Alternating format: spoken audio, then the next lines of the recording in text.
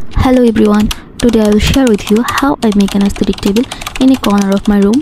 So first আমি চলে গেলাম Pinterest এ, সেখানে অনেকগুলো রেফারেন্স আমি কালেক্ট করেছি। অ্যাস্থেটিক টেবিল ডেকোরের জন্য অবশ্যই ফার্স্ট টেবিলটাই দরকার হবে, আর অ্যাস্থেটিক টেবিল ডেকোরের জন্য অবশ্যই আমাদের হোয়াইট টেবিলটা আগে দরকার, যার জন্য আমি অনেকগুলো টেবিল দেখেছি। Finally it's my table. আমি এটা কাস্টমাইজ করে বানিয়ে নিয়েছি, কারণ এত বড় সাইজ তারা বানিয়ে রাখে না। টেবিলের সাইজ কতটুকু হবে, টয়ের কয়টা হবে, এই সব কিছু বলে দিয়েছিলাম এবং তারা আমাকে সেভাবে বানিয়ে দিয়েছে।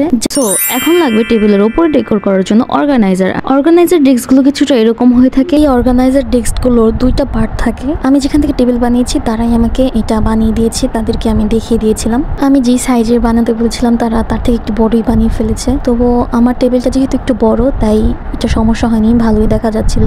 এটা অর্গানাইজ করা একদমই ইজি, জাস্ট দুইটা পার্ট থাকে, ওটার উপর উল্টো করে বসিয়ে দিলে এরকম একটা স্পেস রেডি হয়। আর একটা ডেস্ক দরকার হয় ল্যাপটপ রাখার জন্য, যেটা আমি অনেক জায়গায় দেখেছি। আমি ওইটাও তাদের থেকে মেক করে নিয়েছি, আর এটা অ্যাডজাস্ট করা যায় যেভাবে ইচ্ছা। এটাও কিছুটা সাইজে উঁচু করে ফেলেছিল, বাট ওকে, চলবে। আমার ডেস্কটাকে অর্গানাইজ করার জন্য আমি অনেক কিউট স্টাফ দেখে রেখেছি, যেমন pegboard, storage box, pen holder. এগুলা খুবই কিউট আর কাওয়াই টাইপের। এগুলা সবই আমার উইশ লিস্টে আছে, খুব সুন এগুলো আমি অর্ডার করব।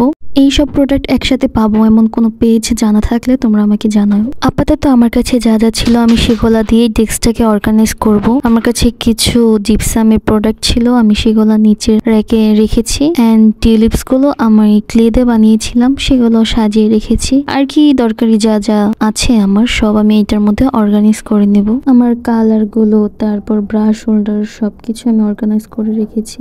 আর এটা কি চিনতে পারলে কমেন্ট করবেন। আর হাবিজাবি সবই ছোট ঝুড়িটা রেখে দিয়েছি, আর সাইডে ল্যাপটপ।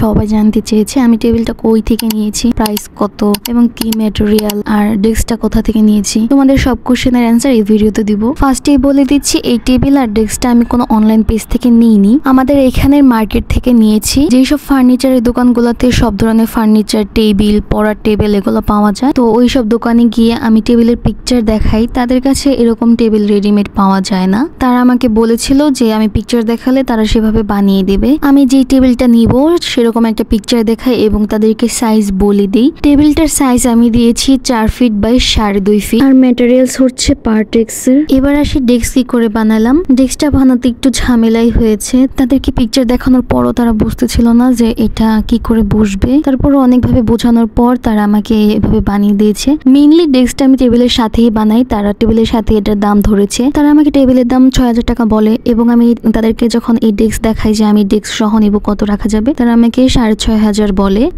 টেবিলের সাথে নিব বলে তারা ডেস্কের দাম একটু কমই ধরে। আই থিঙ্ক আলাদা বানাতে গেলে হয়তো 500 টাকায় কখনো এটা নেওয়া সম্ভব ছিল না। টোটাল আমার টেবিলটা বানাতে 6500 টাকা লেগেছে। জানি না কতটুকু কি বোঝাতে পারলাম, আরো কিছু জানার থাকলে তোমরা কমেন্টে বলতে পারো।